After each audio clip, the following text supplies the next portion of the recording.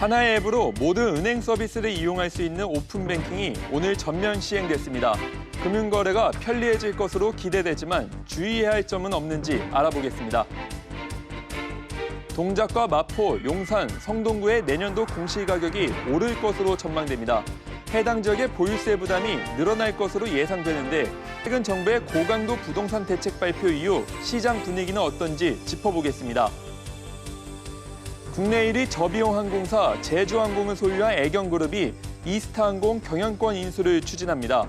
이번 인수를 계기로 불황을 겪고 있는 저비용 항공사 시장이 재편될 것이란 예상이 나옵니다. 카드사들이 고객 유치를 목적으로 신용도와 무관하게 금리를 산정하는 경우가 적지 않아 역차별 논란이 끊이지 않고 있습니다. 이에 금융당국이 주먹구구식 금리 산정을 방지하기 위해 대책을 내놓기로 했습니다. 이상 오늘의 주요 뉴스입니다.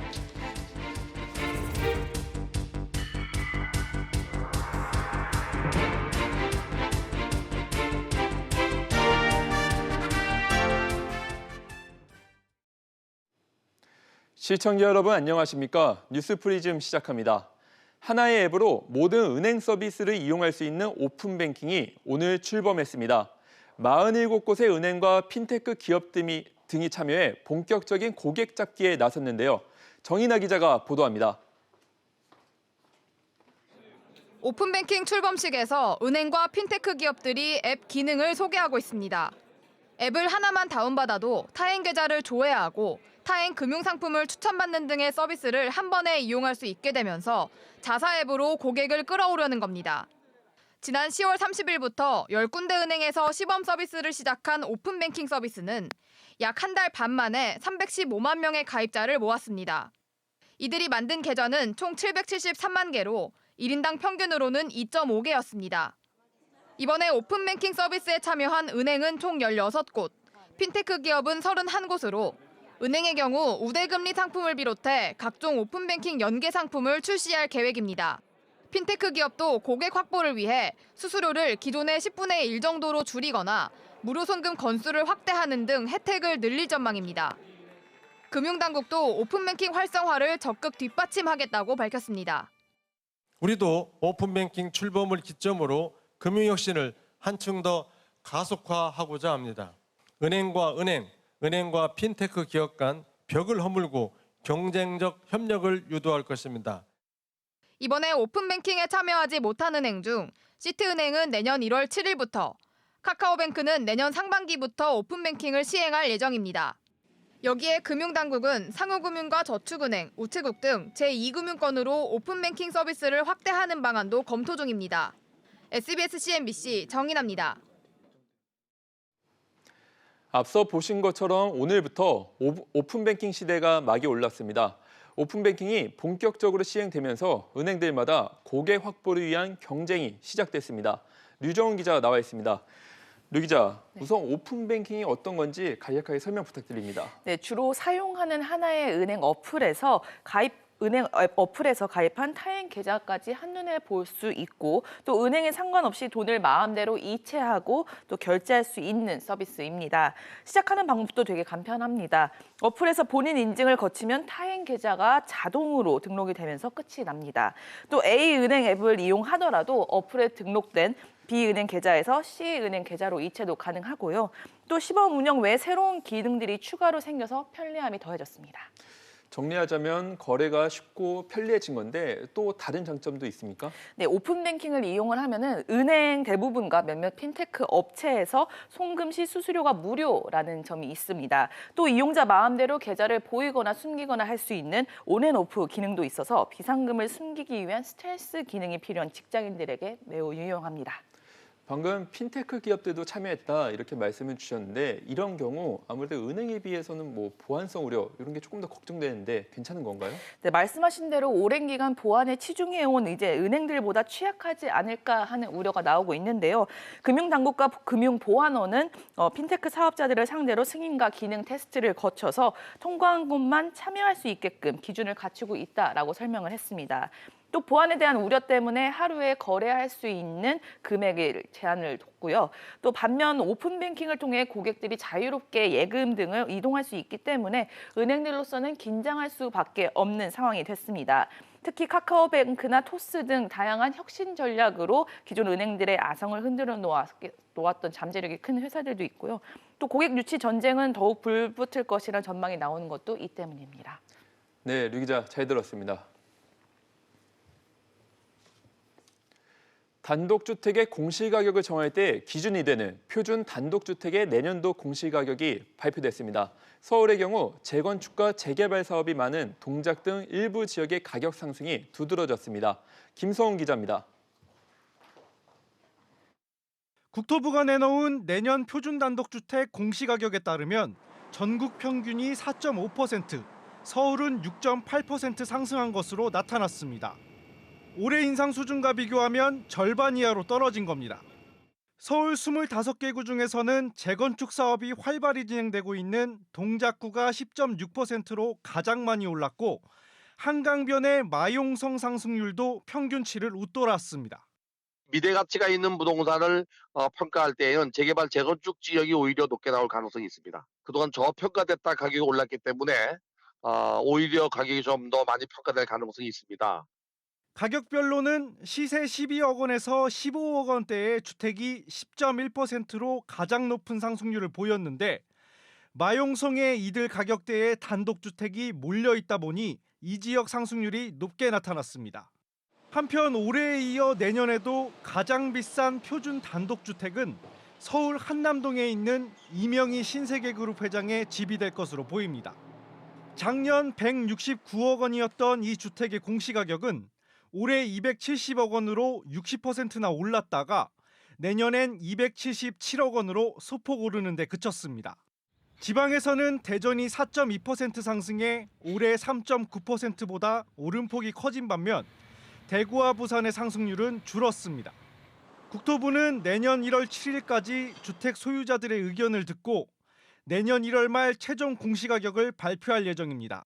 SBS CNBC 김성훈입니다. 그러면 이번 표준 단독주택 공시가 인상으로 보유세는 얼마나 늘어날지 또 12.16 부동산 대책에 따른 시장 분위기와 전망은 어떤지 황인표 기자와 얘기 나눠보겠습니다. 황 기자, 네. 그 내년 표준 단독주택 가격 올랐는데 보유세 얼마나 늘어나는 건가요? 네, 그 상승률에 따라서 지난해에 비해서 얼마나 올랐는지 가격대로 한번 정리를 해봤습니다. 이제 먼저 시세가 9억 원이라면 공시가격으로는 4억 8천만 원쯤 되는데 올해 보유세를 107만 원을 냈는데 내년에는 120만 원을 내서 13만 원 정도 늘어나게 됩니다. 시세가 12억 원인 주택은 올해보다 19만 원, 그리고 15억 원인 주택은 30만 원 정도 더 보유세를 내야 합니다. 시세가 30억 원이라면 종부세가 포함되기 때문에 보유세가 좀 급격히 늘어나는데요. 올해 773만 원이던 보유세가 내년에는 926만 원까지 올라가게 됩니다. 네, 그렇군요. 그리고 그제와 어제 잇따라 강력한 부동산 대책들이 발표됐는데 네. 이에 대해서 시장 분위기 어떻습니까? 저희 시스템이 그 강남권의 부동산에 좀 다녀왔는데요. 이 불안감을 느낀 매수자와 매도자 모두 당분간 시장을 좀 지켜보자 이런 관망세가 짙어지는 분위기였습니다. 공인중개사 얘기 들어보시죠. 지금은 관망세고요. 뭐 지금 당장 오늘 내일 중으로 뭐 급매물이 나오는 경우는 없고 기존 매물 시세대로 좀 내놔달라는 전화를 받았습니다. 이번 대책으로 그 9억 원 이상 아파트 보유세는 올라가고 15억 이상 고가 아파트 대출이 좀 막혔죠. 이렇기 때문에 당장 거래가 줄어들 가능성이 높고요. 다주택자 등 이 부동산 투자자들도 당분간 관망하면서 시장 분위기를 지켜볼 것으로 예상됩니다. 네, 이번 대책 중 하나가 다주택자가 집을 팔면 양도세 중과를 피할 수 있도록 퇴로를 열어줬는데 이러면 실제 매물이 많이 나올까요? 그 보유세는 늘린 반면에 양도세는 일시적으로 낮춰줘서 좀 다주택자가 집을 팔도록 유도하겠다는 겁니다. 내년 6월 이전에 그 조정 대상 지역에서 10년 이상 보유한 집을 팔면 양도세를 따로 더 받지 않기로 한 건데요. 다만 내야 하는 보유세보다 집값이 더 많이 오를 것으로 기대하는 집주인들이 더 많다면 아무래도 매물이 적겠죠. 그렇다면 이번 대책 역시 별다른 효과를 내지 못할 가능성이 높습니다. 그런데 이 수요를 억눌렀지만 공급이 부족하다, 미흡하다 이런 지적도 나온다면서요. 공급 정책의 한마디로 좀 약간 부실한 거 아니냐 그런 얘기가 나오는데요. 이 국토부는 30만 호의 3기 신도시 그리고 내년에도 서울의 새 아파트 입주 물량이 4만 호쯤 되니까 크게 문제가 없는데 일부 공포 마케팅 때문에 서울 집값이 올랐다고 밝혔습니다. 하지만 신도시 같은 경우 서울 외곽을 치다 보니까 아무래도 서울 중심지까지의 접근성이 좀 떨어지게 되고요. 땅을 다듬고 아파트를 짓기까지 최소 5년 정도 시간이 더 걸리다 보니까 당장 서울 집값을 잡는 데는 좀 무리가 있습니다. 최근 서울 아파트 청약 경쟁률이 100대 1을 넘는 등 이 서울 청약 시장으로 수요가 좀 많이 몰리고 있는데 이 서울한 공급은 좀 제자리인 그런 상황입니다. 일부에서는 반환 협상이 시작된 미군 용산 기지 안에 임대 아파트를 일부 짓거나 이 재건축과 재개발 관련 규제를 좀 풀어서 획기적으로 서울 안에 공급을 늘려야 한다 이런 주장도 나오고 있습니다. 네, 황 기자 잘 들었습니다. 국내 1위 저비용 항공사인 제주항공이 이스타항공 경영권 인수를 추진합니다. 이번 인수로 업계 1위 독주 체제를 굳히겠다는 포부인데요. 자세한 소식 취재기자 연결하겠습니다. 안지혜 기자, 아시아나 인수전에서 고배를 마신 애경이 이스타항공을 품게 됐습니다. 이 인수 금액 얼마나 됩니까? 네, 인수 예정 금액은 695억 원입니다. 이를 통해서 제주항공은 이스타항공의 최대 주주인 이스타홀딩스가 들고 있는 지분 51.17%를 가져올 계획입니다. 양사는 오는 31일에 주식 매매 계약을 체결할 예정인데요. 최종구 이스타항공 사장은 오늘 사내 담화문을 통해서 매각 후에도 양사 간의 합병 없이 독립된 시스템으로 운영하게 될 것이라면서 고용 승계 문제는 우려하지 않아도 된다고 직원들을 위한 메시지를 내놨습니다. 네, 이스타항공 그간 경영난을 겪어왔는데 결국 매각이 되는군요. 네, 사실 이번 인수는 최근 아시아나항공 인수전에서 고배를 마신 제주항공이 먼저 제안을 했습니다. 하지만 그동안 실적 악화로 고전을 해온 만큼 이스타항공 역시 긍정적으로 수용한 것으로 알려졌습니다. 이스타항공은 지난 9월에 비상경영 체제에 돌입하고 또 지난달부터는 신청자에 한해서 무급휴직도 시작을 했습니다. 우리 국민들의 일본 안가기 운동, 보이콧 재팬과 국제유가 급등 등의 악재로 경영 환경이 급격히 나빠졌기 때문입니다. 네, 항공업계 전반에 경영난이 확산되고 있는데 시장 재편의 신호탄이 될 수도 있겠네요. 맞습니다. 방금 말씀드린 배경 때문에 지난 3분기 국내 항공업계에서 흑자를 낸 곳은 대한항공 한 곳에 불과합니다. 특히 국내 7곳에 달하는 운항 중인 저비용 항공사들 상황도 녹록지 않은데요. 때문에 이번 인수를 계기로 저비용 항공사 시장 재편이 속도를 낼 거라는 전망이 나옵니다. 특히 아시아나항공의 매각 완료 이후에 자회사인 에어부산 그리고 에어서울의 거취 문제도 관심사입니다. SBS CNBC 안지혜입니다. 신동빈 롯데그룹 회장이 연말 임원 인사에서 사상 최대의 쇄신 인사를 실시하기로 했습니다. 실적 부진에서 헤어나오지 못하는 유통부문을 중심으로 계열사 대표가 대거 바뀔 전망인데요. 자세한 내용 취재기자 연결합니다. 조슬기 기자. 네, 조슬기입니다. 네, 롯데가 내일 대규모 임원 인사를 실시한다고요? 네, 그렇습니다. 현재 600여 명에 달하는 전체 임원 중 140여 명이 바뀔 거란 전망이 나오는데요. 최근 2, 3년간 퇴임 인원수가 60에서 70명대임을 감안하면 평년에 2배 가까운 임원이 옷을 벗게 되는 겁니다. 우선 그룹 내 부회장급인 유통과 호텔 서비스, 식품, 화학 등 4개 비즈니스 유닛 중 업황 부진과 이 실적 악화에 고전해온 유통과 호텔 서비스 부문 비유장이 새로 바뀔 걸로 전망됩니다. 현재 강희태 롯데백화점 사장이 신임 유통 비유장을, 이봉철 롯데지주 재무혁신실장이 호텔 서비스 비유장을 맡게 될 거란 관측이 유력하고요. 다른 유통 계열사 대표도 대거 교체될 걸로 예상됩니다. 롯데백화점 대표에는 황범석 롯데홈쇼핑 상품본부장, 롯데슈퍼 대표에는 남창희 롯데마트 고객본부장이 거론되고 있고요. 또 롯데 이커머스 대표에는 조영재 롯데마트 전무와 편의점 코리아세븐 대표에는 최경호 상무, H&B 스토어인 롭스 대표에는 홍성호 롯데백화점 영남 지역장이 거론되고 있습니다. 네, 전례가 없을 정도로 대규모 인사인데 이유가 뭔가요? 네, 그룹의 주력인 유통부문의 실적 부진이 가장 큰 원인입니다. 롯데쇼핑의 3분기 영업이익이 전년보다 50% 넘게 곤두박질 쳤고 롯데 하이마트 등 다른 계열사도 사정은 비슷합니다. 실적 부진에서 벗어나기 위해 과감한 변화와 고강도 인적 쇄신이 필요하다는 신동빈 회장의 판단이 작용한 인사가 아니냐는 분석인데요. 또 밀레니얼 세대가 유통업계 소비 행태를 온라인 중심으로 바꿔놓은 것도 변하지 않으면 살아남기 어렵다는 위기감으로 반영된 결과란 지적도 나옵니다. SBS CNBC 조슬기입니다. 최근 삼성의 최고 경영진이 줄줄이 구속되는 초유의 사태를 맡게 되면서 삼성이 사과문을 내고 노사 문화를 대대적으로 쇄신하겠다고 약속했습니다. 지난 80년간 이어온 삼성의 무노조 경영이 사실상 막을 내리게 됐다는 평가입니다. 취재 기자 연결합니다. 서주현 기자. 네, 서주현입니다. 네, 삼성이 어제 판결과 관련한 사과문을 내놨죠. 네, 어제 삼성 2인자로 불리는 이상훈 이사회 의장이 법정 구속됐는데요. 최근 경영진이 줄줄이 사법 처리를 받게 되자 삼성은 재발 방지를 약속하며 오늘 사과문을 발표했습니다. 1938년 창립 이후 80년 넘게 이어온 삼성의 무노조 경영이 사실상 막을 내렸다는 평가가 나오고 있습니다. 삼성이 이사회 경영 중심이라는 점에서 이른 시일 내에 새 의장 선임 등의 대책도 나올 전망인데요. 사회이사인 박재환 전 기획재정부 장관이 올해 말 대학 교단을 떠나기 때문에 신임 이사회 의장으로 선출될 가능성이 높다는 예상 등이 나오고 있습니다. 네, 삼성이 그리고 강력한 준법 감시 체계 구축에 나섰다고요. 네, 그렇습니다. 어제 삼성전자와 삼성 SDS, 삼성물산 등 주요 계열사 사장들이 모여 준법 경영 체계 구축을 위한 방안을 논의한 것으로 알려졌습니다. 이달 초 이재용 삼성전자 부회장의 국정농단 사건 파기환송심 공판에서 재판부가 대책 마련을 요구한 데 따른 겁니다. 이 부회장의 파기환송심 판결은 다음 달 17일 나올 예정입니다. 네, 이런 상황에서 이 부회장은 방한하는 스웨덴 발렌베리 그룹 회장을 만난다고요. 네, 발렌베리 회장은 스테판 레벤 스웨덴 총리와 함께 오늘 경제사절단 자격으로 우리나라를 방문했는데요. 정확한 일정은 공개되지 않았지만 이 부회장과 단독으로 만날 전망입니다. 발렌베리 그룹은 삼성이 기업 운영 방식을 벤치마킹해 온 곳으로 스웨덴 통신 장비 업체인 에릭슨, 가전기업 일레트로룩스 등 100여 개 기업을 갖고 있습니다. SBS CNBC 서주현입니다. 검찰이 신한은행 신입사원 채용비리 혐의로 기소된 조용변 신한금융지주회장에게 실형을 구형했습니다. 취재기자 연결합니다. 장가희 기자. 네, 조 회장에게 얼마나 구형된 건가요?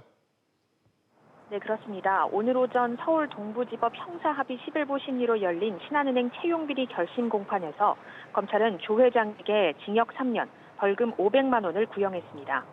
검찰은 조 회장이 정당한 경쟁을 통해 합격할 수 없었던 인물을 채용해 채용 업무를 방해했다며 취업준비생에게 엄청난 배신감과 좌절감을 안겼다고 구형 의견을 설명했습니다. 조 회장은 신한은행장으로 재임하던 지난 2013년 상반기부터 2016년 하반기까지 채용 과정에서 외부 청탁 지원자와 신한은행 임직원 자녀 등 154명의 점수를 조작해 특혜를 제공한 혐의로 1년 넘게 재판을 받아왔습니다. 조 회장은 합격자 남녀 성비를 3대1로 인위적으로 조정한 혐의를 받기도 했습니다. 검찰은 윤승욱 전 신한은행 인사 채용 담당 그룹장 겸 부행장에게는 같은 혐의로 징역 1년 6개월과 벌금 300만 원을 구형했습니다. 그런데 바로 얼마 전 신한금융은 조 회장의 연임을 결정했습니다. 그런데 만약 1심 선고가 나오면 여기에 영향을 미치지 않을지 궁금합니다. 네, 신한금융 내부 규약에 따르면 금고 이상의 실형을 받은 사람은 경영인에서 배제되는데요. 3심 최종 확정 판결을 기준으로 하기 때문에 연임에는 별 무리가 없을 것으로 보입니다. 앞서 금융당국도 조 회장이 유죄 판결을 받을 상황에 대한 우려를 신한금융에 전달했지만 신한금융 회장 후보 추천위원회는 조 회장이 법정 구속되면 해임 절차를 진행할 수 있다는 원론적 입장만 밝힌 바 있습니다. 한편 조 회장은 최후 진술에서 철저하지 못했던 자신에 대해 크게 반성하는 계기가 됐다면서도 임직원 자녀의 채용에 대해 보고받은 적도 없고 결과를 바꾼 적도 없다며 혐의를 부인했습니다.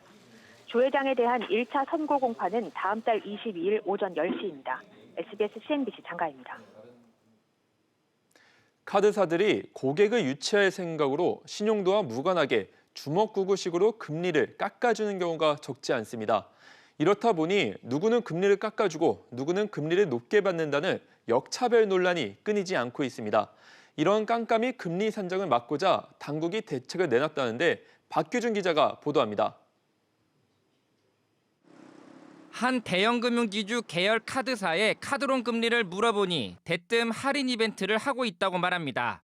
16일부터 19일까지 이벤트가 진행이 되고 있습니다. 많으면 50%까지도 할인 금리가 적용되시는데 오늘도 어떤 고객님들은 15.9에서 7.5%로도 이용. 카드사들은 이런 금리 할인 행사를 매달 일부 고객만을 추려 하고 있는데 지난해 기준으로 전체 카드론 금액의 64%가 이런 할인 혜택을 받아 나갔습니다. 그런데 금리 할인 혜택이 대출을 많이 받는 저신용자나 신규 고객 위주로 돌아가면서 부당한 금리 차별이 이루어지고 있다는 비판이 끊이지 않았습니다. 신용등급 7등급인 저신용자가 금리 할인을 받아 6등급보다 더 싼 이자를 받거나 같은 등급이어도 대출받을 가능성이 높은 신규 고객이 더 저렴한 이자를 적용받는 식입니다. 이에 금융당국이 신용도에 무관하게 카드사 멋대로 적용하고 있는 금리 산정 방식을 바로잡기로 했습니다. 신용도가 더 좋은 고객이 더 비싼 금리를 받는 일을 막기 위해 예를 들면 4등급자의 할인받지 않은 금리가 5등급의 할인, 비할인 평균치 금리보다 비싸지 않도록 금리 역전 방지 기준을 만들기로 했습니다. 다만 카드사들이 제공하는 장애인이나 재지역 주민 등 취약계층에 대한 이자 혜택은 금리 역전에서 제외하기로 했습니다. 또한 고객들이 본인이 적용받는 금리가 어떻게 산정됐는지를 알려주기 위해 원래 금리, 할인 금리, 최종 금리 등으로 자세히 공개하기로 했습니다. SBS CNBC 박규준입니다. 3년 전 구글의 인공지능 알파고와 대국을 벌여 1승을 거뒀던 이세돌 구단이 오늘 또 다시 한번 인공지능과 맞대결을 벌였습니다. 이번에는 토종 인공지능 한돌과 대국을 진행했는데요. 대국은 예상보다 싱겁게 끝났습니다. 취재기자 연결하겠습니다. 정유현 기자, 당초 인간과 AI 대결로 치열한 접전이 예상됐는데 예상보다 일찍 끝난 것 같습니다. 네, 관심을 모았던 이세돌 구단과 인공지능 한돌의 대국은 이 구단의 승리로 끝이 났습니다. 원래 예상 종료 시간은 4시 반 정도였는데 2시간 정도 일찍 끝이 났습니다. 오늘 대국은 낮 12시부터 시작됐는데요. 다소 긴장된 표정으로 자리에 앉은 이세돌 구단은 차분하게 대국에 임했습니다. 3년 전에 비해 인공지능 기술이 크게 발전한 것을 감안해 오늘 대국은 이세돌 구단이 2점을 먼저 깔고 시작했습니다. 대국 중 이세돌 구단은 한돌의 예상치 못한 수에 고개를 갸웃거리거나 머리를 긁기도 했습니다. 중간에 큰 위기를 맞았던 이세돌 구단은 묘수로 위기를 탈출하며 대국을 승리로 이끌었습니다. 사실 너무 당연한 수였거든요. 한돌이 좀 생각을 못했다는 게 상당히 의외고 프로라면 누구나도 그렇게. 하지만 오늘 이세돌 구단의 상대였던 인공지능 한돌, 만만치 않은 상대 아닌가요? 네, 그렇습니다. 한돌은 IT 기업 NHN이 2017년 12월 선보인 바둑 인공지능 프로그램인데요. 1999년부터 한게임 바둑을 서비스하며 축적한 방대한 데이터를 바탕으로 개발됐습니다. 한돌은 올해 1월 국내 톱5 프로기사들과 릴레이 대국을 벌여 전승을 거뒀습니다. 지난 8월 세계 인공지능 바둑 대회에선 3위를 기록하기도 했는데요. 하지만 오늘 대국의 패인은 상대가 2점을 깔고 시작하는 경기에 대한 한돌의 학습이 충분하지 못했기 때문인 것으로 분석됩니다. 이세돌 구단과 한돌은 내일과 이번 주 토요일 2차례 더 대국을 벌입니다. SBS CNBC 정윤영입니다. 자율주행 로봇이 일정한 지역 안에서 인도로 이동하는 것이 국내에서 처음으로 허용됩니다. 특정 사업에 대한 규제가 제한적으로 풀리는 가운데 재계에서는 과감한 규제 개혁이 필요하다는 목소리가 나옵니다. 권세욱 기자의 보도입니다. 음식을 비롯한 물건을 싣고 움직이는 자율주행 로봇입니다. 하지만 현행법상 운송수단으로 분류돼 정작 인도에서는 실증 연구를 할 수 없었습니다. 사람이 하기에 좀 귀찮고 어려웠던 일들을 대신해 줄 수 있는 로봇입니다. 그런 것들이 가능하다면 우리 생활도 획기적으로 바뀔 수 있고 앞으로 자율주행 로봇도 인도를 다닐 수 있게 됐습니다. 정부는 물류산업에서 새로운 서비스 시장을 창출할 필요가 있다고 판단해 이를 2년간 시범적으로 허용했습니다. 자율주행 버스가 승객을 태워 운행하고 다양한 전기요금제로 소비자 선택권을 늘리는 서비스 실증도 시작됩니다. 가능할 수 있는 대결을 우선으로 시작을 해서 그 안에서 우려하는 사람들의 그런 우려를 일정한 조건을 붙여서 시험을 해보고 그런 것이 이제 검증이 되면 빨리 일반화시키는. 올 1월부터 40건 가까운 규제가 이처럼 제한적으로 풀렸습니다. 하지만 재계에서는 규제 개혁의 범위를 넓히고 속도를 끌어올려야 한다는 지적이 나옵니다. 일부 수혜 기업이 정해져 있고 규제 예외도 한시적인 것이기 때문에 본격적인 규제 개혁을 좀 더 과감하게 시행해야 합니다. 우리 경제의 활력이 떨어지는 가운데 규제 특례를 받은 기업들이 혁신 성장의 바람을 일으킬지 관심이 모아집니다. SBS CNBC 권석유입니다. 정부가 올 상반기에 4,200억 원의 근로장려금을 지급한 것으로 나타났습니다. 저소득층 청년과 고령층에 단비가 됐다는 분석입니다. 임종윤 기자의 보도입니다. 올 상반기에 신청된 근로장려금은 111만 가구에 4,650억 원. 이 가운데 96만 가구에 대해서 총 4,207억 원이 지급됐습니다. 신청 가구 가운데 86%가 가구당 평균 44만 원을 지원받았습니다. 지원받은 가구를 살펴보면 단독 가구가 58만 가구로 전체 60%를 차지해 가장 많았고 호벌이 가구, 맞벌이 가구의 순이었습니다. 특히 올해부터 연령 요건이 폐지되면서 단독 가구 가운데 30세 미만의 청년층 26만 가구가 처음으로 혜택을 받았습니다. 올해로 시행 10년째를 맞은 근로장려금 제도는 청년과 노인, 저소득층 등 취약계층의 혜택이 집중되고 있습니다. 국세청이 지난해 지급된 근로장려금을 분석한 결과 연소득 1,000만 원 미만 가구 혜택이 그 전년에 비해서 2배 이상 늘어났고 60세 이상 가구도 가구 수로는 2배 이상, 금액으로는 40% 가까이 금액이 증가했습니다. 20대 이하 가구도 100만 가구 넘게 혜택을 받았습니다. 성별로는 여성 단독 가구 혜택이 집중됐는데 작년에는 45만 가구가 지원을 받았지만 올해는 거의 3배가 늘어난 126만 가구가 수혜 대상이 됐습니다. 한편 저소득 가구의 자녀 양육 부담을 덜어주기 위해 지급되는 자녀 장려금은 지난해 85만 가구에 7,200억 원이 지급돼 전년에 비해 가구 수는 5만 가구가 줄었고 금액은 2,500억 원 늘었습니다. SBS MBC 임종윤입니다. 청와대가 고위 참모들에게 집을 한 채만 남기고 처분하라고 권고한 데 대해서 홍남기 경제부총리는 강요할 수는 없지만 정부 고위공직자로 확산되는 게 바람직하다는 입장을 밝혔습니다. 홍 부총리는 오늘 한 오찬 간담회에서 개인적인 의견임을 전제로 이같이 말했습니다. 홍 부총리는 경기도 의왕에 30년째 살고 있는 아파트 한 채와 세종에 분양권 1개가 있는 상태로 한 채를 정리할 예정이라고 설명했습니다. 박원순 서울시장이 부동산 보유세를 더 강화해야 한다는 입장을 밝혔습니다. 박 시장은 오늘 한 인터뷰에서 현재 종합부동산세 세율은 OECD 평균의 3분의 1 정도에 불과하다며 지금의 3배 정도 되는 게 적절하다고 말했습니다. 또 서울의 부동산 공급은 문제가 아니라며 시장에만 맡기면 훨씬 더 난장판이 될 것이라고 강조했습니다. 신격호 롯데그룹 명예회장이 퇴원 8일 만에 다시 입원했습니다. 롯데그룹은 신 명예회장이 오늘 오후 영양 공급 관련 치료 목적으로 서울 아산병원에 입원하게 됐다고 밝혔습니다. 신 명예회장은 지난달 26일 탈수 증세로 서울 아산병원에 입원한 후 보름 만에 퇴원한 바 있습니다.